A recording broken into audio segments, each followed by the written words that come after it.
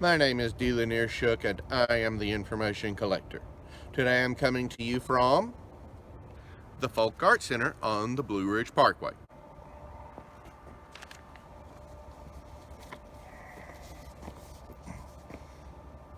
Before I begin this week's broadcast, I have to pause and extend my sympathy to the British royal family for the loss of Prince Phillip, who was gathered to his people this week. There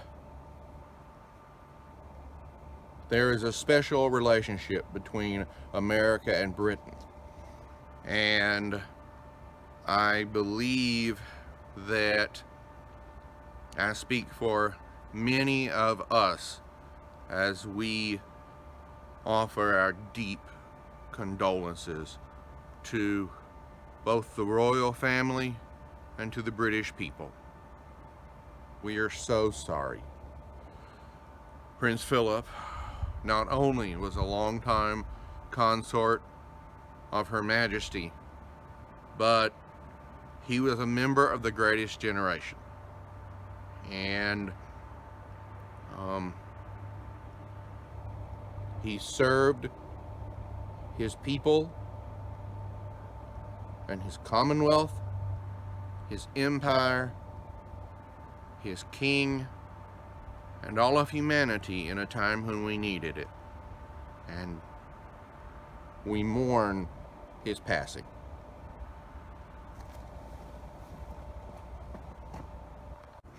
This is an amazing treasure of Western North Carolina, and whether or not you explore the parkway, you should come to the Folk Art Center.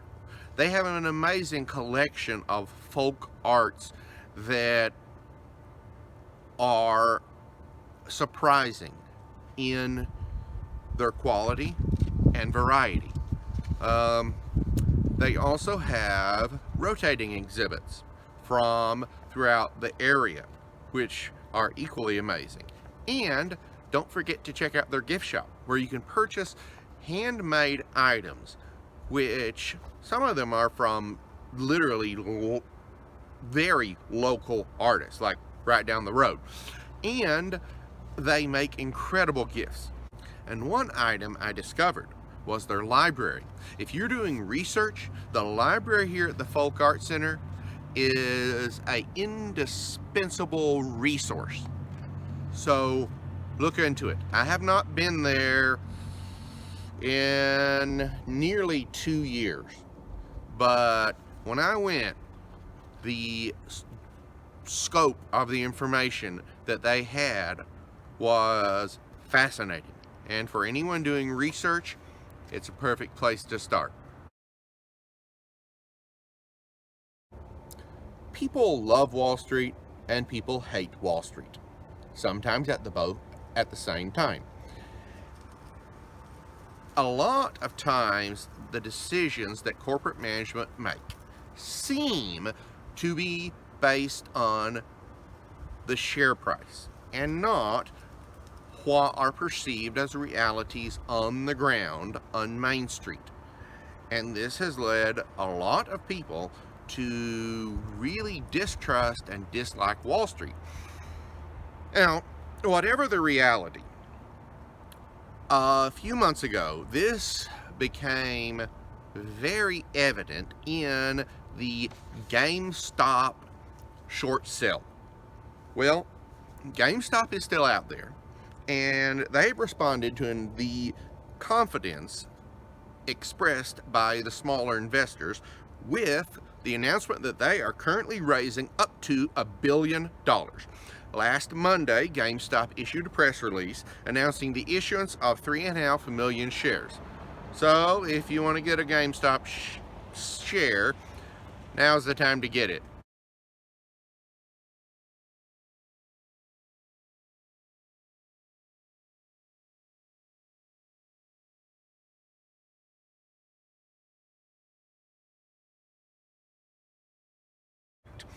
They made it clear that when you buy this, if you buy this, first you need to look at the prospectus, you need to look at their 10K, you need to do your homework. The funds raised by this offering will, quote, further accelerate transformation and strengthen the balance sheet, which basically means they don't want to be the next Blockbuster. I miss Blockbuster. Last Tuesday, Zillow published an article about the Great Reshuffling. I don't know if they came up with that, but it's a good term for what's going on right now. This is basically an article about self-reflection from the pandemic accelerating technological and economic trends in the real estate landscape.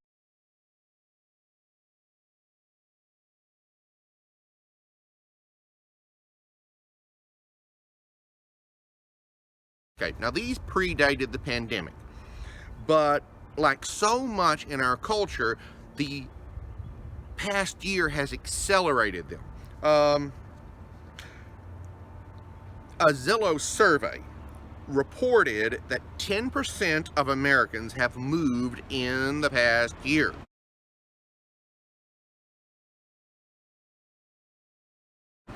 Now, this is an interesting trend. The pandemic put a lot of people in a tight place. Now, for a long time, we had a moratorium on evictions because you can't pay your rent if you aren't working. And, you know, not everybody can work from home.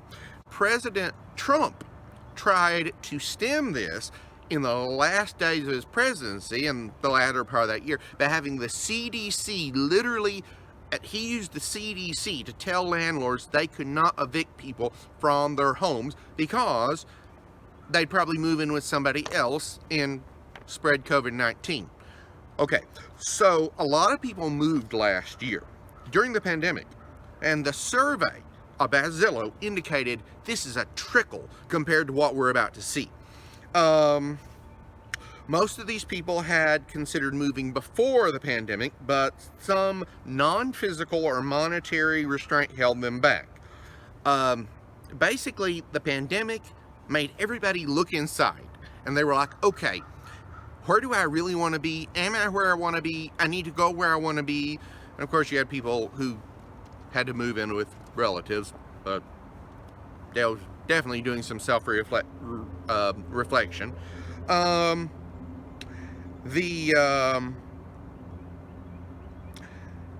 Zillow survey indicated people are leaving New York, Los Angeles, San Francisco, and Chicago. The biggest three cities they're moving to: Phoenix, Charlotte, and Austin.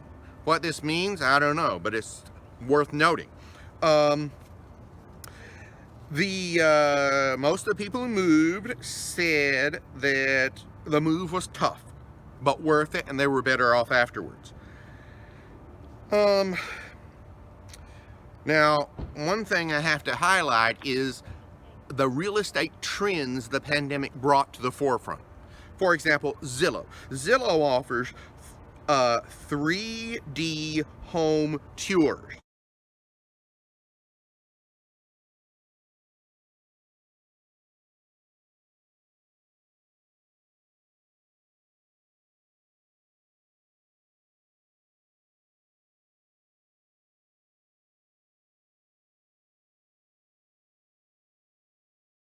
And interactive floor plans. Now, they had these before, but not as many people took advantage of them.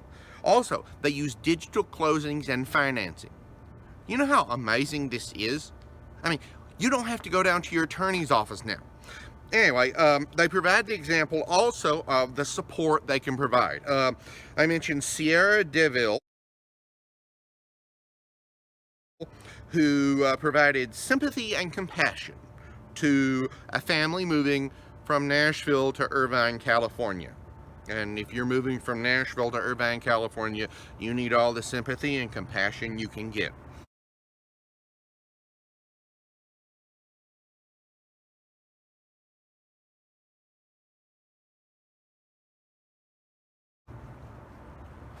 This is an article that is worth checking out. This is a company that they've built a good reputation for a reason, and it's a good survey. Last Monday, Lockheed Martin announced they had signed an agreement with El Segundo, California-based ABL Space Systems for 26 RS-1 rockets with options on 32 additional rockets. RS-1 is unique. Now, last week, I showed a picture to you of a Soviet Frog rocket system.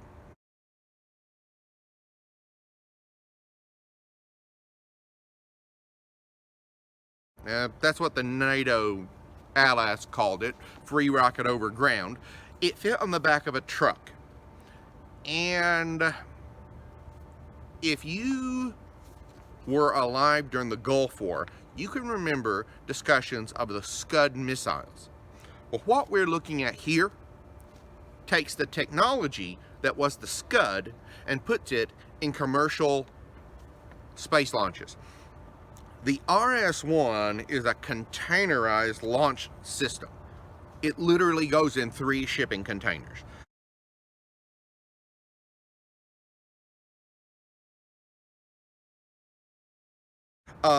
It has a 1.5 ton payload.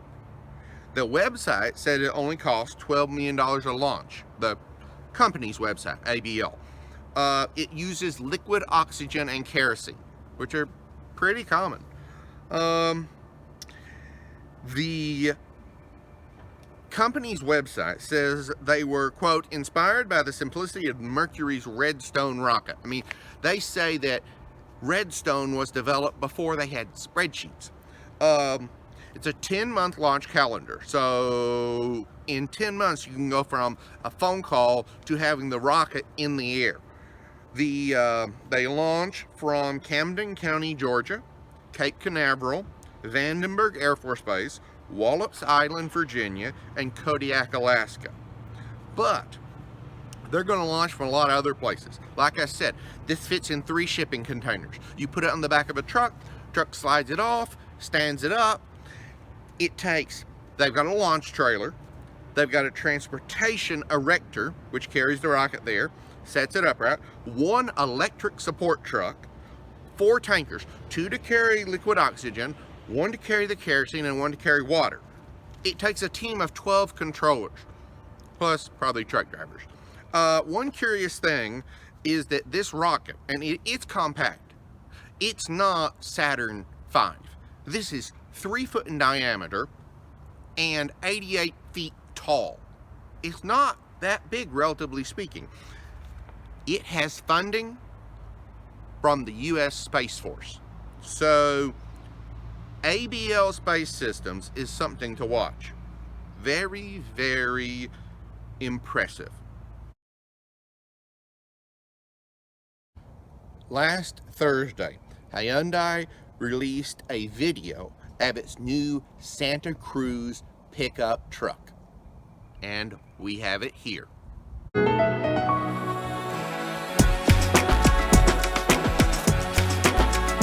Hi, my name is Brad Arnold, and we are the Hyundai Design Team of California. Started designing the Santa Cruz with the premise that this is not a traditional truck, it's something new.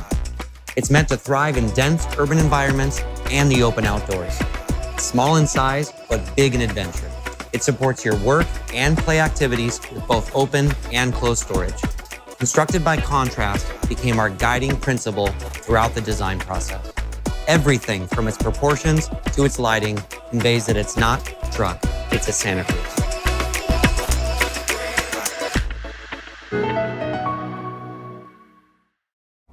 As indicated, this is a whole new vehicle and category. The press release said this is a, quote, vehicle concept that appeals to urban adventure seekers that require daily urban flexibility, coupled with versatility for extra urban adventures, end quote.